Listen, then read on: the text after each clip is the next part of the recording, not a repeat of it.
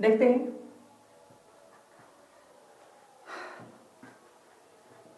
अभी जैसे हमने पढ़ा पीछे बहुत कुछ है ना, अभी हम देखते हैं वारेन हेस्टिंग्स हमने पीछे पढ़ा और अभी मैंने पढ़ा लॉर्ड मिंटो। लॉर्ड मिंटो के तहत हमने देखा था अमृतसर की संधि हुई थी। उसी अमृतसर संधि के बाद अगला जो बंगाल का गवर्नर जनरल बनता है, इधर ध्यान दें, उसका नाम है मार्क्विस हेस्टिंग्स। आप वारेन हेस्टिंग्स और इसमें कंफ्यूजन नहीं होंगे। अच्छा, मार्किस हेस्टिंग्स, इसका जो समय है ये 1813 से लेकर के 1833 तक है। कब? 1813 से 1833 तक है। ऐसा का 23 तक, 1813 से लेकर के 1823 तक है। और इंपॉर्टेंट सवाल है, इसके समय में हुआ है आंग्ल नेपाल युद्ध। हमने आपको कई बार बताया, आंग्ल का मतलब होता है अंग्रेज और जो साथ में होता है वो, तो आंग्ल का मतलब अंग्रेजी सेना और नेपाल मतलब नेपाल और अंग्रेजी सेना के मध्य में युद्ध होता है। ठीक, तो बताओ आंग्ल नेपाल युद्ध कब हुआ? आंसर होगा आपका 1814 से 16 के बीच में। याद रखे रहेंगे, 1814 से 16 के बीच में आंग्ल नेपाल युद्ध होता है। कौन? आंग्ल नेपाल युद्ध होता है। इस आंग्ल नेपाल युद्ध में आप जानते हैं यहाँ का जो शासक होता है, नेपाल का शासक होता है अमर सिंह। क्या नाम है? अमर सिंह नेपाल का शासक है। यह जो है इसने आत्मसमर्पण कर दिया अंग्रेजों के सामने, अर्थात नाक कटा दिया। बात समझ पा रहे हैं? अंग्रेजों के सामने किसने आत्मसमर्पण कर दिया? नेपाल ने। नेपाल के कौन? नेपाल के जो राजा है उनका नाम है अमर सिंह। क्या नाम है? अमर सिंह आकर के मर गए। किसके सामने? अंग्रेजों के। बात समझ पा रहे हैं? तो अमर सिंह यानी नेपाल शासक अमर सिंह ने अंग्रेजों के सामने आकर के आत्मसमर्पण कर दिया। और जब आप जानते हैं आप किसी के सामने झुको तो तमाम शर्त रखता है ना, तमाम शर्त रखता है, तो उसी के तहत जो शर्तें होती है उन्हें मानना पड़ता है या कुछ भी करना पड़ता है, उसे संधि कहा जाता है, कर जाता है।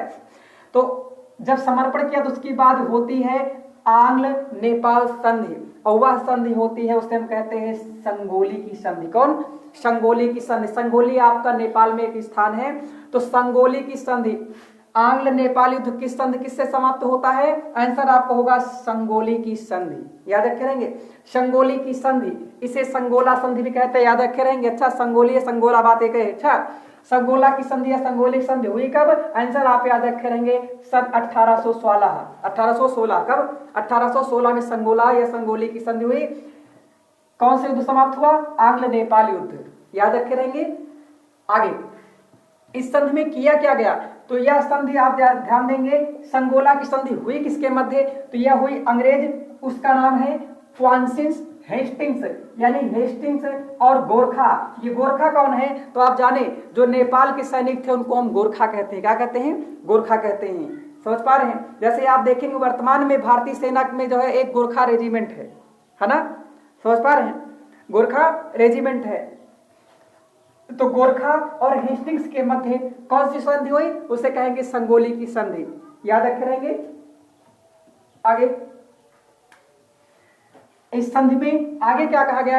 इस संधि के तहत हमारे आपके यहाँ एक काला पानी विवाद चल रहा है वर्तमान समय में।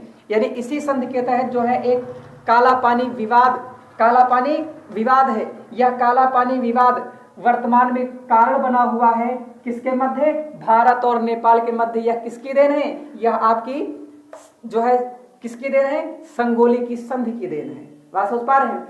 इसमें यह कहा जाता है, इसकी थोड़ी सी परिकल्पना जान लेते हैं थोड़ा सा। इसमें जो है एक काला पानी नामक स्थान है जो आप कर्णाली नदी के निकट पड़ता है। उस पे जो है उस क्षेत्र को नेपाल कहता है हमारा, भारत कहता है हमारा। बात समझ पा रहे हैं? यह मुद्दा चलता है। तो आप याद रखें काला पानी विवाद किन दो देशों के मध्य है? वह आंसर होगा भारत और नेपाल के मध्य।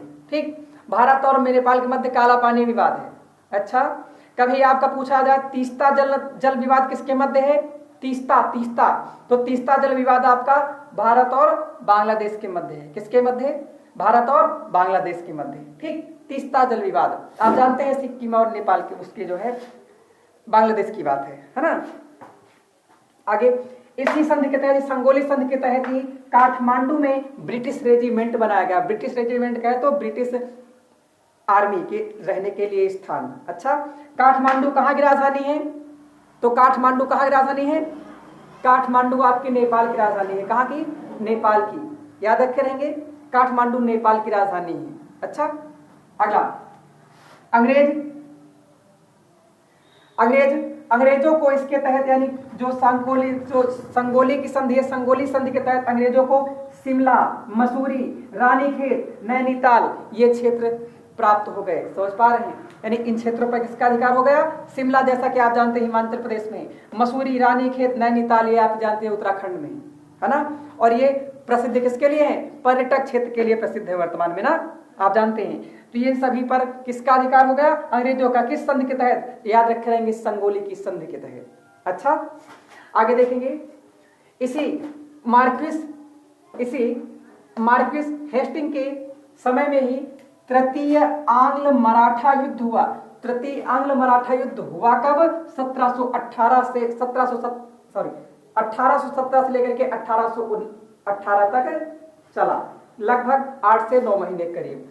और इसी के समय पेशवा पद को समाप्त कर दिया गया 1818 में। पेशवा पद गए तो पेशवा पद हम आप मराठा साम्राज्य में पढ़ चुके हैं ना, पेशवा पढ़े थे ना, जिनमें से प्रथम जो है तगड़ा एक पेशवा पढ़े थे जिसका हम बालाजी विश्वनाथ नाम पढ़ा था। उसके बाद पेशवा बाजीराव प्रथम पढ़े थे, है ना, पढ़े थे बाजीराव प्रथम।